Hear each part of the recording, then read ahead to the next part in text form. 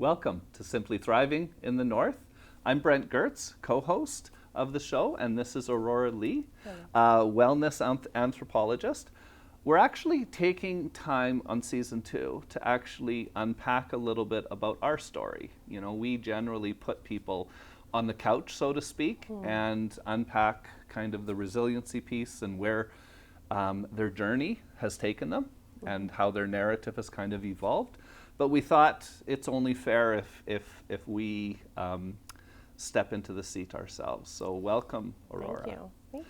So I'm curious, you're an entrepreneur and a wellness anthropologist. I don't think a lot of people have heard that term. So can you just paint us a picture of what that means? Sure. So an anthropologist is someone who has studied and studies and researches people through all time and space. And then under the umbrella of anthropology, there's things like archaeology, which most people have heard of, I would think.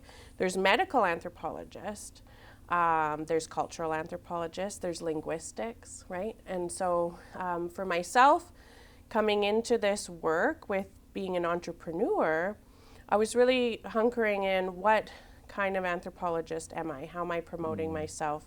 But everything that I gathered during my studies was all conducive to wellness. Well, what did people do to be well through all time and space? And so that's what wellness anthropologist means to me when I'm saying that. Wow, so it's very much that kind of seeking the positive story about people's experiences as opposed to kind of describing the narrative in a negative way. Well, I researched from psychology to health studies, social determinants of health, indigenous studies, indigenous epistemologies, decolonization, like colonial history of oppression and abuses, really what has deviated from human connection, because it really all does come down to love and human connection to have a well society. And then all cultures have expressed that in their own way. So then I thought, well, what has deviated us from what has been known as a well society, or what allows for somebody to be well? And so my thought was really like what has caused human suffering and the ruptures that we see in North America or communities, or when I would look at, you know, some of the suffering that really is human conflict related and then self-conflict related. How did we get to that point? I was just this neurodivergent person wanting answers, and so I dug really deeply. And I think it's interesting you say that, because a lot of folks don't actually understand that they're looking at the world through a lens. And so when you take the education that you have, when you were called into this experience as a very young child, it sounds like, then it's recognizing that you have to be kind of intentional about understanding the lens. And does that mean you can kind of switch the lens, or is it kind of an evolving kind of process that happens? Because I'm hearing very intellectual kind of words and phrases, and something that would be very familiar if I was up at the university, but this pragmatic, tangible, connected human being that's sitting across from me, like I can feel your soul, your spirit, your heart, which is different than kind of the ivory tower, as it's kind of so referred to.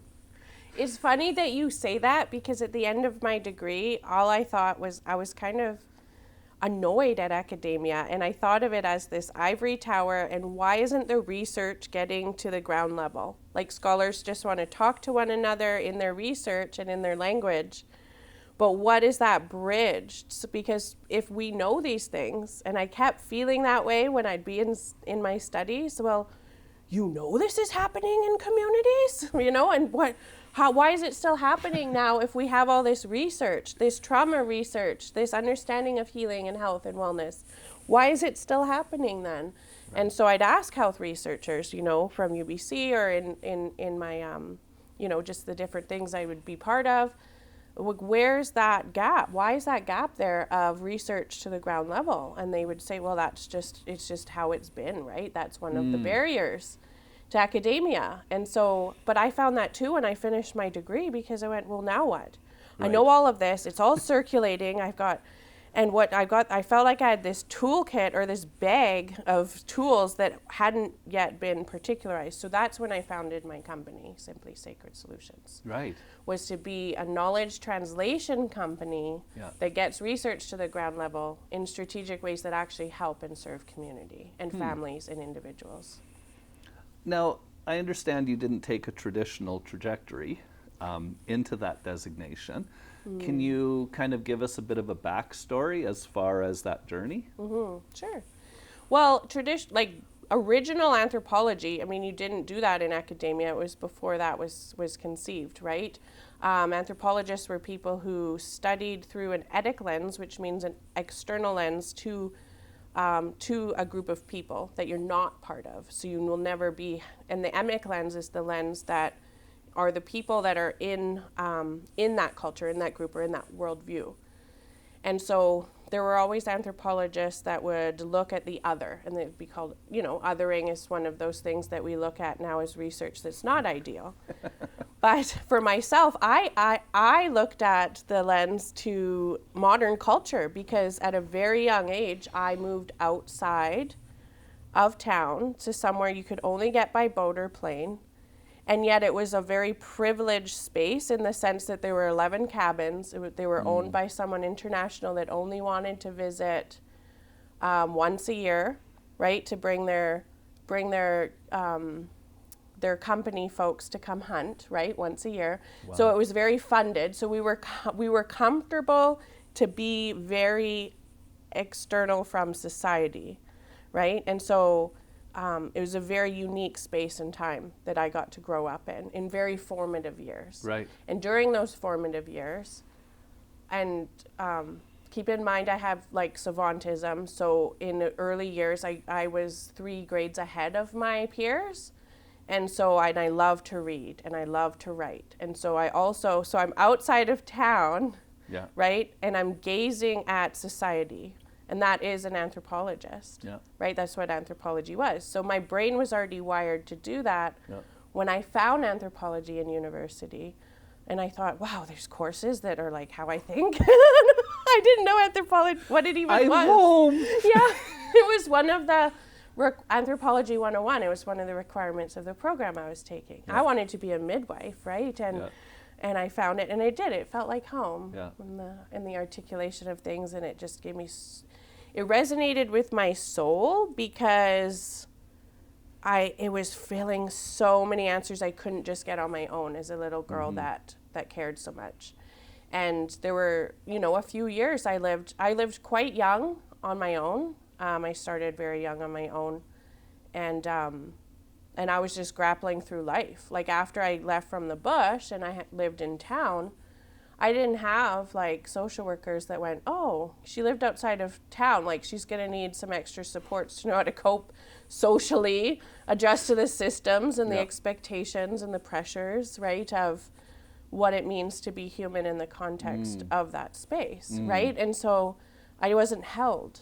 And so once I became pregnant at 19, and I planned my daughter very specifically, wanting to be that role. And I think I'm very naturally a mother. I love nurturing. And I found that that's why I wanted to be a midwife too. Right. It's so nurturing. Right.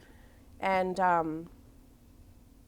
I wanted to nurture my daughter. So I needed to fill in the gaps that I didn't have for her to survive in this world. Yeah. So it's also very survival based why I became a wellness anthropologist. But then that mothering is kind of something where, well, I want to support people that are still struggling too. Yeah. When I look at mental health and addictions, when I look at the conflicts between different nation groups or different groups of people, and the strife and the reason, people are still stuck and not able to feel it to heal it, inevitably, right? To love themselves. Why is loving yourself not talked about more? Are you loving yourself today, right? We don't normalize that in modern culture because we disconnect. We're taught to disconnect from ourselves in order to be productive. We're taught to stuff it down in order to not be looked at as crazy. We're taught all of these things that are not, no other cultures operated that way. And I found that in my research. But Western culture is defined in those ways. Yeah, and I'm fascinated by that in the sense of some of the work that I do, you know, kind of as a man, right? I mean, there's even more barriers, you know, for men to say, hey, I love you, man. Yeah. Right? Yes. And to kind of recognize that intimacy, it's funny, we actually see it in sports, right? And it's... They pat their butts. Yeah, exactly. They do all sorts of things that's normalized, you know, with the huddle and patting butts and hugs and all this excitement over a game. Yeah. And yet, when the game is real life, when the game is high stakes, we just disconnect from that. Well, that sports game, it becomes a subculture. And within that subculture, it can have familiar norms that maybe you wouldn't do outside of the culture. Yeah. Have you ever heard the term old soul? Because I think as soon as I met you, I knew you were much younger than me. And it's just like, who is this person? Like there is such a depth of soul there. And I know that's kind of more of a self-helpy term or a hippie term or whatever you want to call it, but hearing your journey, you know, and just having that enlightenment at such a young age. I spent so much time alone, Brent, and there's negative and positives to that. Yes. And the positives are in that spiritual realm of, if you can sit with yourself, you know, you're pretty solid, right? But I had so much time alone in my early years before going and living very out of town. I was still alone then because of my ACE score is 9, right? And so there was a lot of neglect and being left to cry. My mom believed in that. Right. And I truly believe that the cry out method is very harmful, and I know that's substantiated and it's still arguable because how do you get those longitudinal studies? Right. But it is a huge indication why now people have anxiety. I fully believe that grown adults have anxiety because they had the cry out method. Yeah. Once a baby goes into terror, now they're in freeze, and now they're actually realizing that no one's coming to their cries. Yeah. And as animals, like there needs to be a response to the cries. Yeah. And so for the brain to wire properly. Yeah. So that really affected me, but also I had a lot of violence. There was alcoholism. Yeah. And it was by someone very much in a power position. Yeah. In the town that we were in, there was no one in a more authority position than them. And they were, you know, my stepdad at the time until we left outside of town. Yeah. But then outside of town was a place for me to heal with nature. And have peace, right? Yeah. And so then the aloneness moved to very peaceful aloneness. Right. You know, I didn't have peers. I didn't go to school. I was homeschooled then. I had my brother, my mom, and I started work really young too. I was cleaning cabins every day, but then I also had boats. Like I had a rifle by 7. I could drive boats. I had my own skidoo. Yeah. You know, I was very independent that way, and I didn't see in gender roles. I just did what we did because we wanted to do it. Yeah. You mentioned an ACEs score of 9, right? And if people follow some of the other shows that we have, right, that's the adverse childhood experience that happens kind of at a very young age, and it affects your entire nervous system. Yeah. And so the higher the score, the more significant the events. But there's a piece that we don't always talk about, kind of within the helping field, about the resilience score and kind of the recovery and what else is in your life. You know, do you have a relationship with a trusted adult who cares for you and attached, or is it something that you found in yourself, like that journey of becoming soulful and connected to kind of the spirit? At that time when I lived out, it was called Naklat Lodge, my resiliency aspects were singing and my cats. Okay. So I absolutely had a love and attachment connection to my cats. That was great. And I had my singing. So I would actually lullaby to myself all the time. I would sing to myself and I would write. But I became very friendly because when people would come down to stay, I wanted to know their story. I wanted to know who they are and be really, really greeting them. And I was taught to be a host, right? To really, in every sense of the word. And so I'm still like that to this day. You know, when I greet people, I'm a little like, hi, you know, everything. That's not always common up here, and there's a lot of, you know, there can be a lot of shutdown. And there's some communities, you know, that are very friendly based, but I don't find that as much in the north. Right. Interesting. Do you think that's possibly a male-female difference? Sometimes, because sometimes I would get accused of like, you're flirting, and I think, no, I just I'm grew just up friendly. as a host, like as at an actual like a lodge, right? Like this is just who I am. I'm not flirting. I'm friendly. Yeah.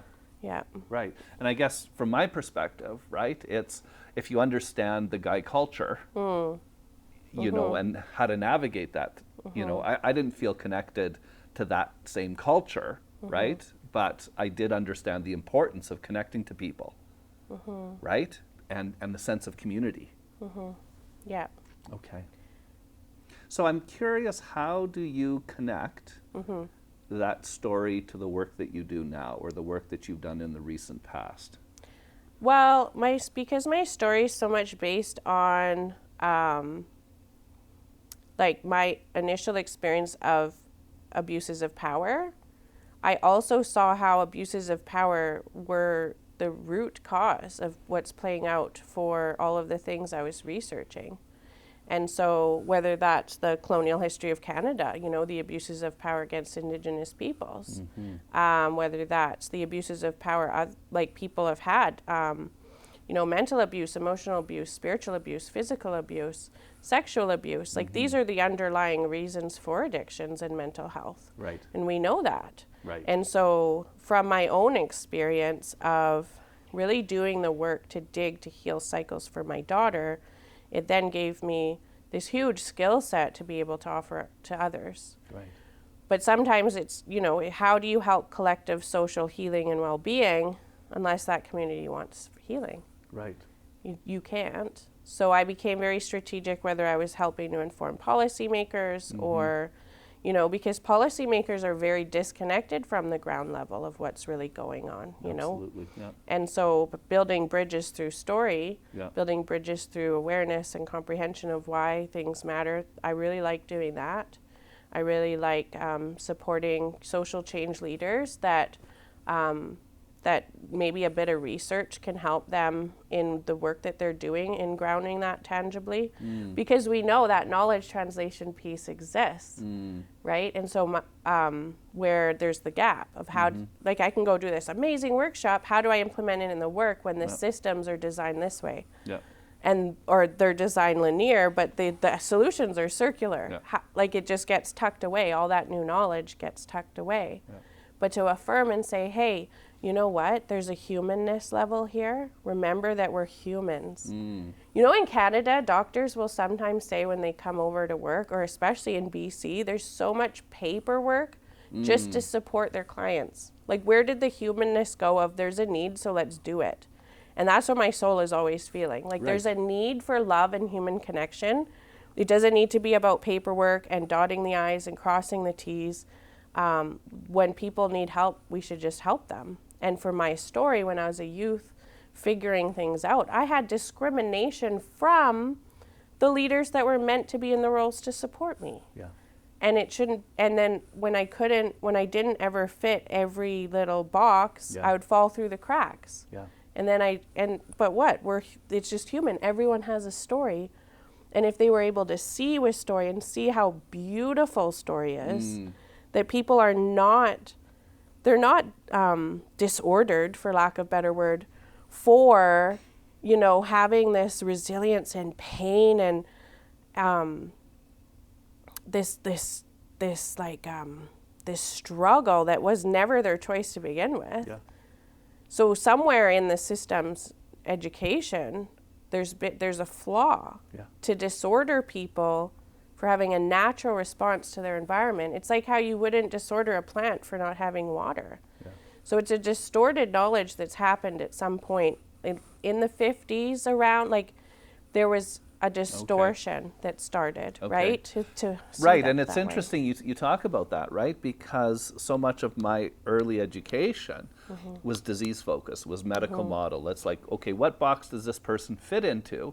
And then once we know what box they fit into, we'll figure out how to deal with them or how to respond to them, right? Even compassionate people struggling with kind of a dysfunctional model, what's the outcome going to be? Yeah. Whereas if you come at it very much with fresh eyes, and I love this, I see this little girl host who approaches whoever kind of comes into her world, and just by being curious, right? Yeah. It's like you can kind of get connected to some of the mover and shakers, and just by being curious and asking some questions. That can trigger people sometimes. A lot of times. Okay. I'm a question asker, right? Yeah. That curious Yeah. question asker, because sometimes those questions, it's a very obvious answer, but it's become this norm to have the elephant in the room and not talk about it. Well, I'm neurodivergent, and that's like my main thing is go, well, hey, what isn't it this? And it's very factual, logical, and realistic, but they're triggered by,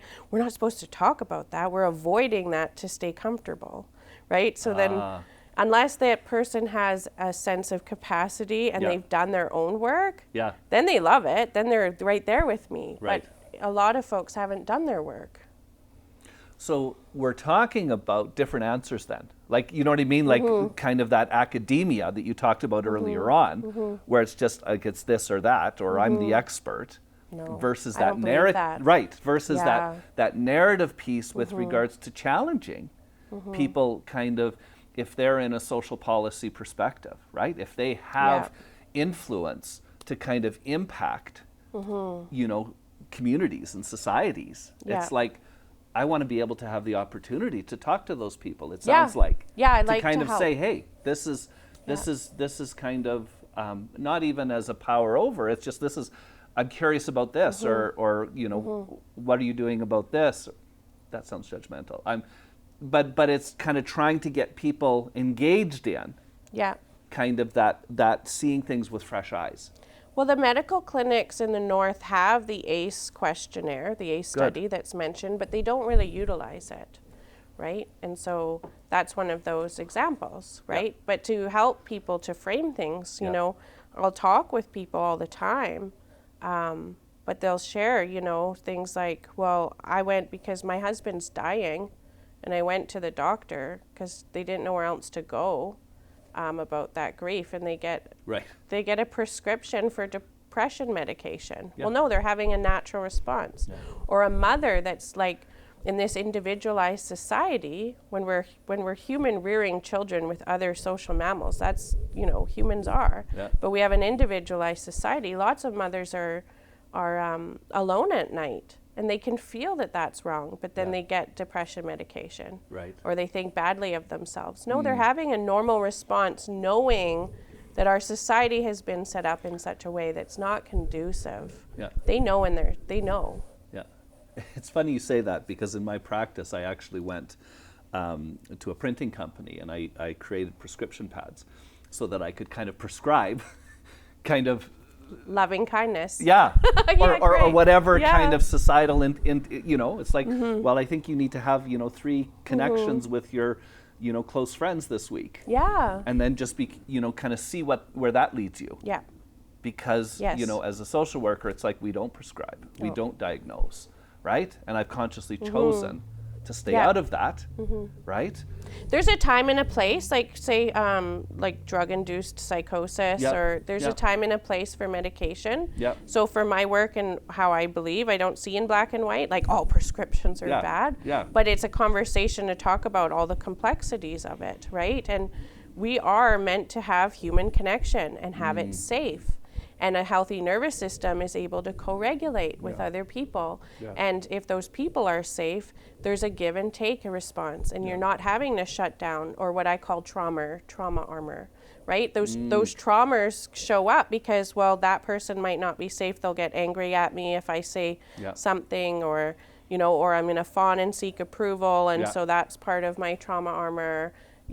It'll go down, but then it comes back up as soon as something negative happens, right? So there's There's trauma armor always in play when we have people not able to articulate and understand themselves. Right. There first is that relationship with yourself before relationships with others.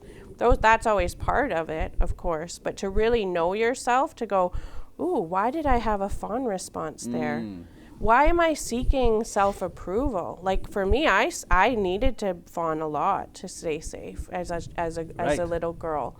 So when I had really big griefs in my life, I remember going to a fawn space while I was in my most vulnerable stages of grief, because I felt super vulnerable. Same with when I was in labor for having my daughter. I was in a fawn with the nurses, right? But so loving and kind, but it's like, this is big and I need to make sure I have help and support for my survival, right? That's what a fawn response is.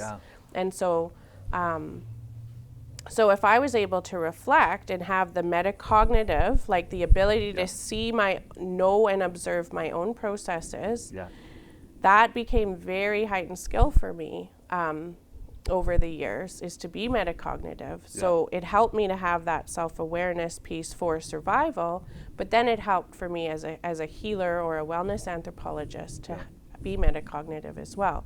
So if I was to say, okay, I had a fawn response, was it the way that guy walked? Did he have an aggressive tone?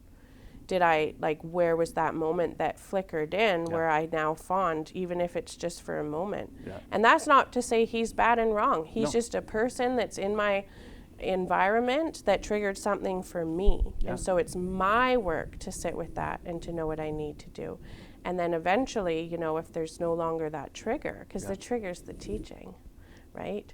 And so when there's no longer that trigger, I can go, oh, that person's walking very rapidly, they look distressed, they have a tone. It's not about me. It isn't about me. I may still need boundaries if they crossed a line, but I know how to articulate those boundaries. I know how to create those boundaries.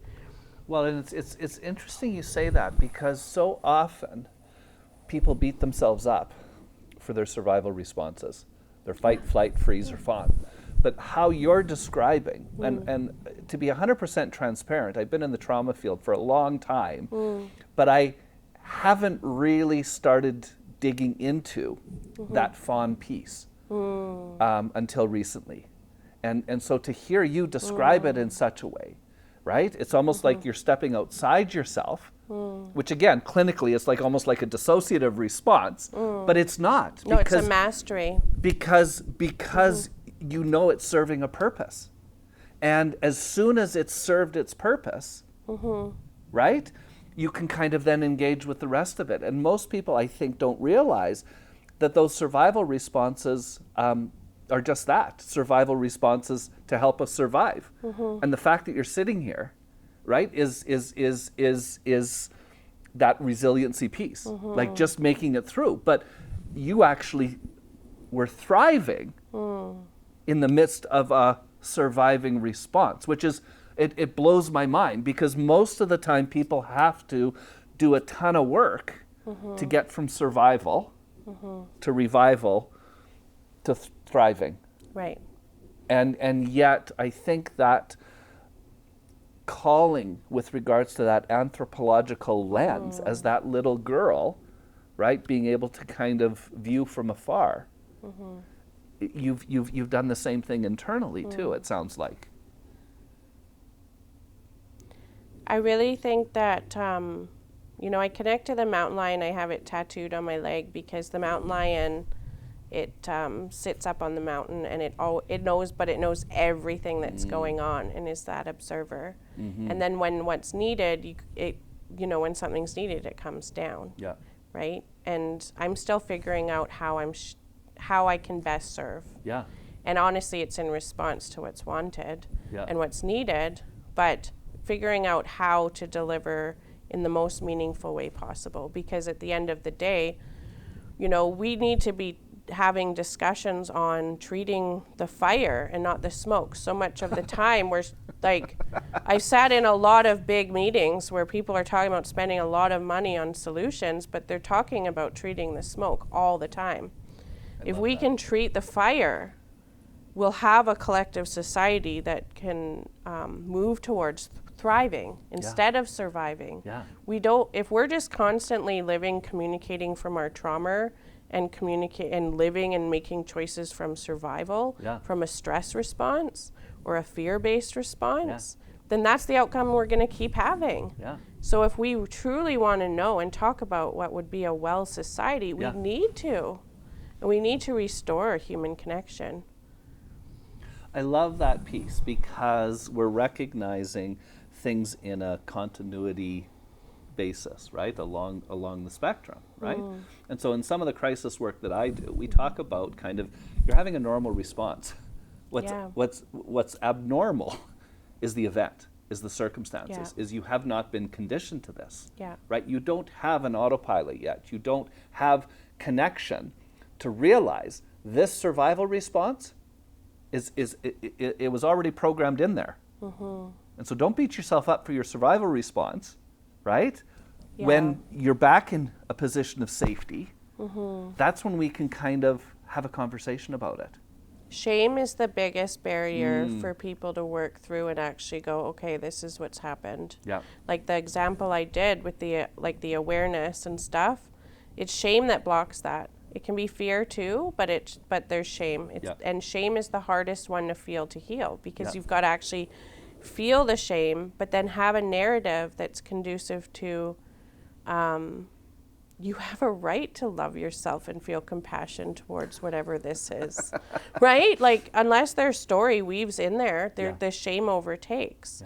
And I really like Joseph Campbell's The Hero's Journey, right? Because, that you go through that challenge, you go through that set of events in your life that means that you've got maybe some expressions of acting out when you're older, or that people are judging, or they're saying, hey, that's a disorder. When it's not, you're in pain, right? It's an individual in pain. Pain is not a disorder. The symptoms of pain are not a disorder. They are characterizations, and we can look at, okay, with borderline personality disorder, there is a script they're playing out. We know that's rooted in trauma. We know it's hard to dig that deep to heal that trauma, but it is possible. But then for somebody to be able to learn about it, to re-story and rewire, re-story their own story and see it in a new way, then rewire, then come back and be able to share their story. That's that hero's journey. Right. And I think story is so incredibly powerful. But it's also important for the community itself to see people in their new story. Because I see a lot of people who've done the work, and they come and the story is not seeing it because they don't have the lens to see how powerful it is that that person did that work to overcome. But if they see in their lens that there's still the old story, it's actually caging that person from being able to thrive. Well, and the hard part, I suspect, in some communities, particularly smaller communities, is an acceptance of that. Like, this person is no longer the same person, right? Like, we're constantly innovating. We're constantly kind of defining our story if we're engaged in the work. And so if the last time that you met me was like 5 years ago, on a cellular level, we've actually flushed all our old cells and we're new cells. But from a narrative story point of view, if we're engaged in the work, you can totally be transformed. In that 5 year, and I'm just throwing out 5 years as a number. I think it's 7. But the narrative that we hold is, even in our relationships, our closest relationships, if we go into a room thinking, this is how they're going to respond, we're literally creating the conditions for our expectation to be met. If we see a new possibility and be curious in new possibility, they may still respond that way, right? But we're still holding that condition. I see people fulfilling their own prophecies all the time, right? But story is so powerful, what story we hold about ourselves, about others, about what's possible. And I mean, this is ancestral. Like, if you think ancestral DNA playing out too, right? Generations of, well, we just do it because we do it. But one of the most powerful things we can all be doing now is to decolonize our thinking. And what I mean by that is, like, well, where did I learn that? Why do I believe that? Right? There's that amazing story about, this great granddaughter asked her great grandma, like, well, or like, why do we always cut the meatloaf on both sides? And she kept asking back all the way to the great grandmother. Oh, I don't know. We just did it because we did it. And then they'd say, ask your grandma. Then we just did it because we just did it. Ask your great grandma. Well, I don't know. My pan was too small. So we don't even know why we're recreating what we do as a society, as communities, as family lineages, unless we really sit, well, why do I believe that that's so true? Why is that such a hard and fast fact that we have to keep recreating that exact story? We have to be able to be metacognitive and observe and think, so now what? Because there's some stories that birthed, quite harmfully, but birthed North American, all-American dream, right? After World War II and the Great Depression, and to be productive citizens, you have to be militant and you have to just sit. And they wanted standardized school system where kids just sat still in their desks because they needed to be, we know in the research ADHD was like, it was actually birthed because of a deviation from the standard. Right. Once you create a standard, there's like a bell curve of the deviations. Let's just cut this. And so U.S. wanted to be competitive with Russia, and how do you do that? You create militant citizens in order to make sure that your citizens are at a certain space and discipline and thinking, right? And so ADHD was birthed after that, and it spread, right? Because people can't just sit in one spot and not have other stuff going on. And if there's violence at home or stresses or your parents split up, you have all this stuff in your body moving around. You're not going to be able to just sit. So back to ACEs. So I'm curious, getting back to this concept of what do you do? You talked about kind of the why do we do things the way that we do? Talk to your mom, talk to your grandmother, talk to your great-grandmother. What happens when the library burns down? In the sense of that person is no longer here and didn't tell their story because of shame or whatever to the next generation, right? I mean, I sit with a lot of people who want to assume the positive from their parent because they don't know their grandparents' infliction with regards to that trauma journey. Yeah. You know what I mean? And so or they're beautiful stories of the ways of being, of how you do things. The resiliency piece, exactly. Yeah. I mean, it's happening in kind of both layers. When I was studying and I was reflecting on communities that I know, and I thought about that exact thing, and like sometimes people don't know what they could need because they don't know what's been lost to them. Right. They don't even know the difference of because a fish that's in the water does not see the water. Yeah. And that's so often what's happening, right? So they don't even know what's missing to them.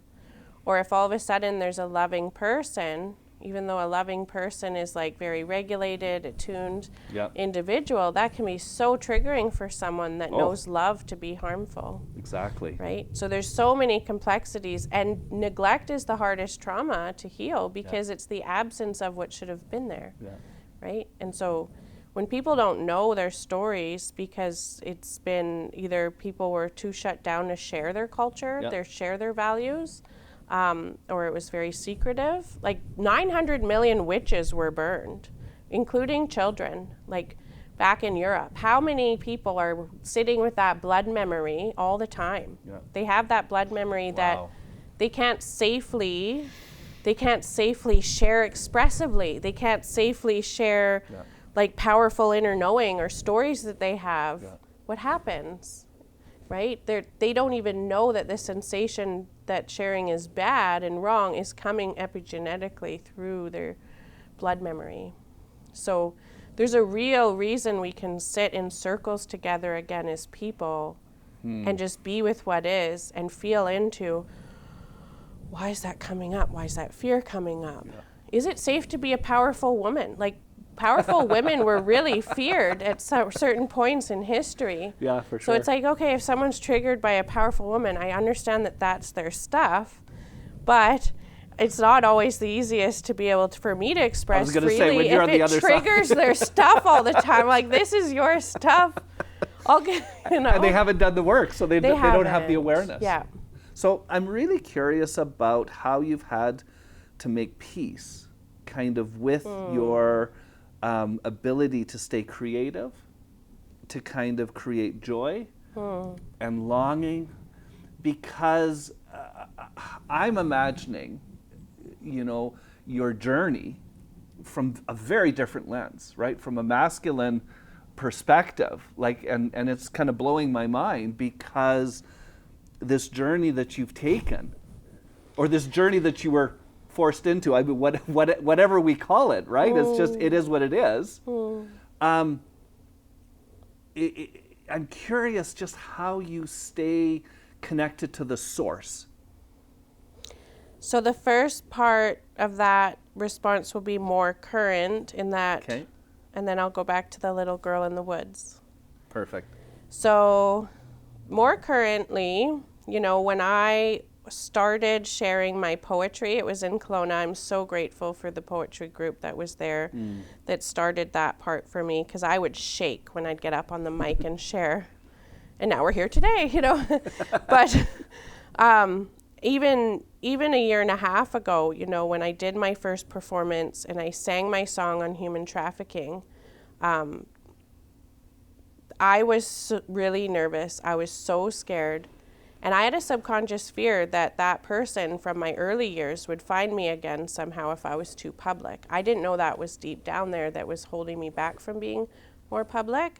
So the billboard that I made was part of my, actually my own healing journey to heal that fear. Yeah. And when I went, and I was like, it's not about me. There are people in human trafficking every single day. Get the heck out of your own way, your own fear, your own ego, your own survival. It's not about me. There's people in human trafficking all over the world every day. Yeah. And that just, I remember this dissolving in my brain. This immediately, it just dissolved that constriction of, I'm not safe if I go up there. No, it's not about me. This is about service and heart for others. Yeah. And spreading spreading truth about the realities of violence. And I was targeted in human trafficking when I was 14. And luckily I escaped, you know, because the police at that time really helped. They really helped me. And then, so now I'm gonna go back to the little girl in the woods. So, I mean, think about long winters. We had generators that would go off every night and we'd turn them on early in the morning. We had wood stoves, right? It was just me, my mom, my brother, and my second stepdad. And I was alone so much. But the beauty of that, the beauty of the crispness of nature and being at the water, the trees, like having relationships with the squirrels, taking so much time to build their trust. Right? Or watching the beavers, or, you know, even the bears, they would be quite close to us, and we had a peaceful relationship. Yeah. Reciprocal relationships were my norm, right? And that joy, creativity, and those essences of love, that's the core of all of our being. Yeah. It's just, maybe sometimes if there isn't distraction, it lifts away. Just like the sun's always there, Yes. and the clouds happen and they drift by, or things happen that make us go into shock or sadness or grief or upset. But like, I got so many moments of just being because of that lifestyle, because of who I was too, in my curiosity of life. Well, and talk about a fantastic experience to be gifted that early on. Like, I talk with a lot of folks about the importance of quieting kind of the experience. And I remember when I did my first 10-day in silence, and it was like nobody around me believed I could do it, number one. And I was scared spitless, right? Because as an extrovert, you kind of work things out as you talk things out, or work things out with people. But then deep down in my soul, I knew that some of the answers lay in quietness, in just observing that Yeah. merry-go-round. And then that's what it was when I was in that burnt out state. It was this out of control merry-go-round. Yeah. And so you had that gift offered. Yes, exactly. After extreme violence, you know, I see my life very much in 7-year cycles. I had 7 years of the violence. Yeah. 7 years in the woods, till I was 14. Then once I was targeted in human trafficking, like I had to move in with my dad in Prince George. So I had really 7 years of survival, you know, and what it meant to be a young person in Prince George and then be homeless in Prince George. And then 7 years in Kelowna. And then exactly after 7 years in Kelowna, I've been 7 years up here. Interesting. So it's been exactly that. So is the 7-year mark your journey? It's or not do you conscious. think How could it be? but or do you think it translates in other contexts? Like, do you think like the literature supports transitions? Like, you know, I remember taking some of my developmental psych and talking about ages and stages and everything else. Or do you think that your path was unique to you? I think, well, in a way, it would have to be unique to me because not everyone has severe ruptures. Yeah. Like, there was a severe rupture as to why then we moved. Yeah. And then another severe rupture as to why I moved. And then another severe rupture as to why I moved. Yeah. And then again, it was kind of sudden. I never thought I'd move back to the north. Right. Yeah. And I guess just to kind of grow that a little bit, right, is I guess some people's journeys can kind of follow the natural developmental cycles. If I don't even know if it should be called natural, because you're also describing an unnatural system, whether we're talking about the education system or the medical system or right, you're kind of, that comparison is there, right? I mean, I used to remember when I would talk to parents kids were going through the terrible twos. I said, celebrate that. And when I was doing child protection, I said, do you want your kid at 32 living in your basement smoking dope? No, like their independence, this is great. Like this first stage of independence where they understand their body, this is mine. No, like that's fantastic. That your little one can tell you to go pound sand. Yeah. If the parent can receive it. Yeah, for sure. In Like, that context. Raise vocal, empowered children, for sure. Do not shut them down. Yeah. Yeah. But again, we don't plan our journey. Like we don't project our journey. It just is. No. Yeah. And we just have to kind of figure out. Yeah, I think there's a spiritual essence to it for me, because I really feel I'm stepping into a new 7-year cycle. Okay. I don't really feel, I'm quite spiritual. And I know, and through studying too, I mean, it legitimized my understanding of that hero's journey, that story of relevance. I believe that everyone, through their trials and tribulations, they craft a skill from their overcoming of it. Yeah. It's like if you were sharpening a blade, you're like, well, I have to, because it's like, it's not working. Whatever it is isn't working. So I'm going to keep sharpening it by figuring out how to overcome it. And now all of a sudden they have this beautiful sharpened blade that's a tool that they can offer out. But it has to happen authentically, like actually. But I do believe that for every person, they have a hero's journey, no matter how big or small. I think mine was big. I had a really hard time, but I have so many skills now from it. Yeah. And that's because I believe, like on a spiritual level, I want to give. I believe I had the absence of love so that I could really step in and knowing how important love is. And love and connection is going to be what helps to heal our population globally. Yeah. We need love and connection to restore. And I know it sounds cheesy. I don't mean it in a hippies like 1960s way. I mean it in a real trauma-informed research way of healthy attuned nervous systems. Yeah. We are not, like if you look at a petri dish of organisms that are dysregulated, that's us. And we know that if we bring a regulated organism into a majority dysregulated petri dish, they will get dysregulated. Yeah. If you bring a dysregulated organism into a regulated or like petri dish of organisms. And by regulated, I mean they're able to function. They're not scattered and scared, and their nervous systems are all disjointed. They will get regulated. So we have to actually know how to apply that if we want to help mental health and addictions crises, overdose, suicide crises.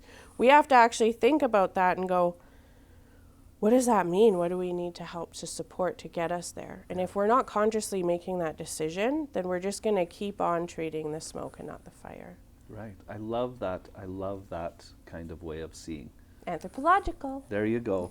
So I'm really curious about what's your message that you hope others know in kind of being part of kind of this show. Yeah. Oh, in the show.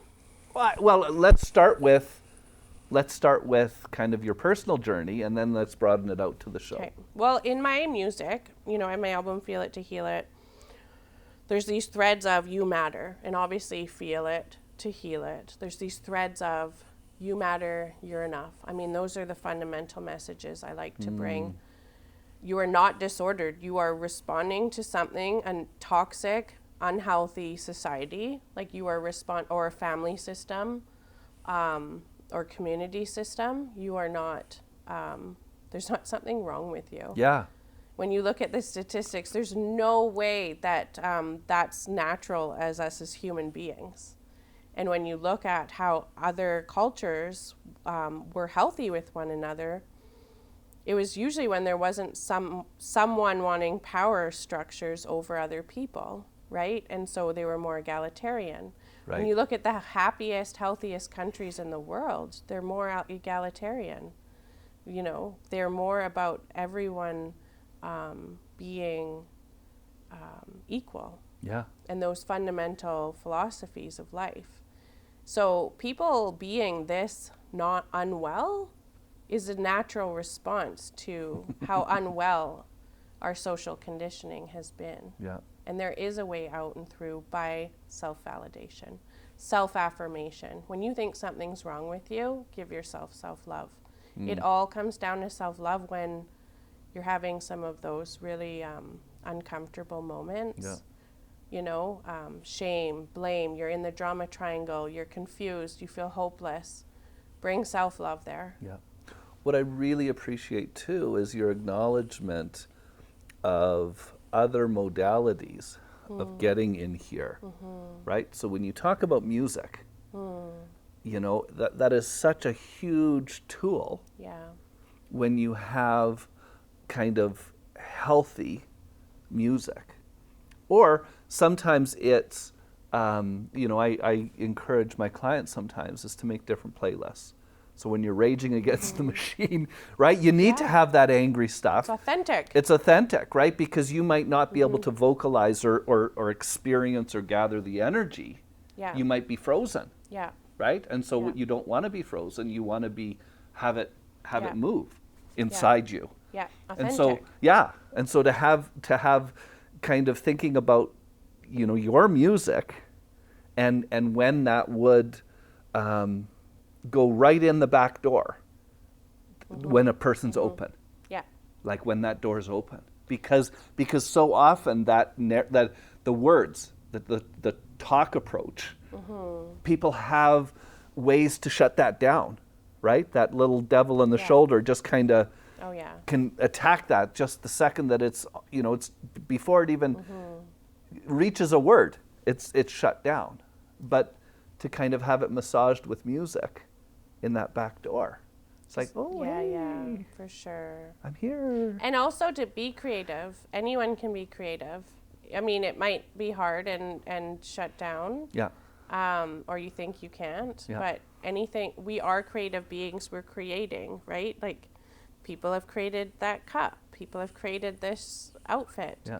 We're meant to be creative and we're meant to be playful.